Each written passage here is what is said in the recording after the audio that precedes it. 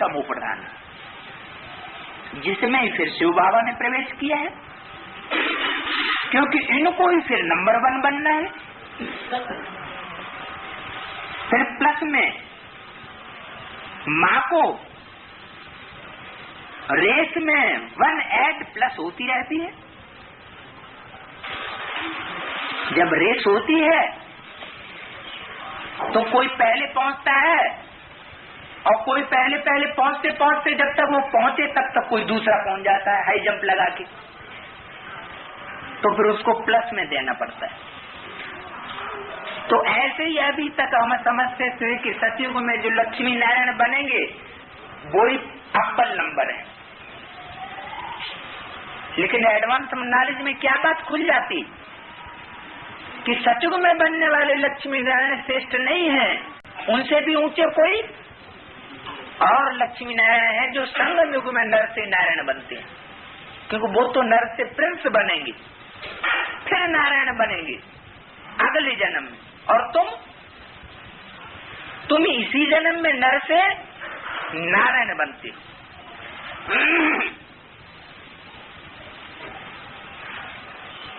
तो यहाँ भी ऐसे है, यहाँ भी प्लस में आते हैं।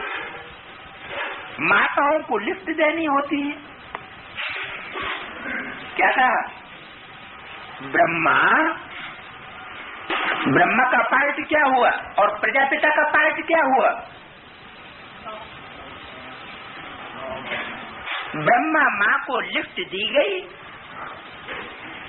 ताकि चढ़ाई ऊंची चढ़े, आगे आगे बढ़े, तो लिफ्ट दी गई। पहले लक्ष्मी फिर नारायण, तो माताओं का नाम ऊंचा किया जाता है। माता सदैव पतिव्रता होती है। माता है तो माता किसे कहा जाए? वंदे मातरम किसे कहा जाए? जो पति परायण हो तो उसको वंदे मातरम कहा जाता है।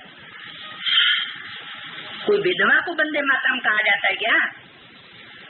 विधवा को वंदे मातरम, विधवा की भारतवर्ष में इतनी मान्यता वो कोई मान्यता नहीं होती, नीची दृष्टि से देखते हैं। पुरुष कभी पतिव्रता नहीं होते हैं। पत्नीव्रता होते हैं क्या पुरुष? एक पत्नी मर गई तो उन्होंने दूसरी शादी कर ली, दूसरी मरी तीसरी शादी कर ली। तो पुरुष कभी पत्नीव्रता नहीं होते हैं, स्त्री पतिव्रता होती है। तो वंदे मातरम कहा जाता है, वंदे पितरम नहीं कहा जाता। किस लिए? क्योंकि स्त्री पति परायण होती। इस समय तुम बाप के बने हो तो तुम हो जाते हो ब्रह्मा कुमार कुमारी। कब हो जाते हो ब्रह्मा कुमार कुमारी? जब बाप के बने हो तब। बाप का कैसे बना जाता है? अरे हमने जान लिया कि हम आत्मा बिंदु परमात्मा बिंदु, हम बाप के बन गए।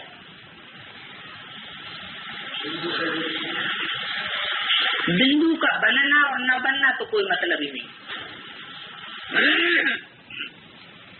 माता गुरु बिगड़ कभी किसी का उद्धार नहीं होता है।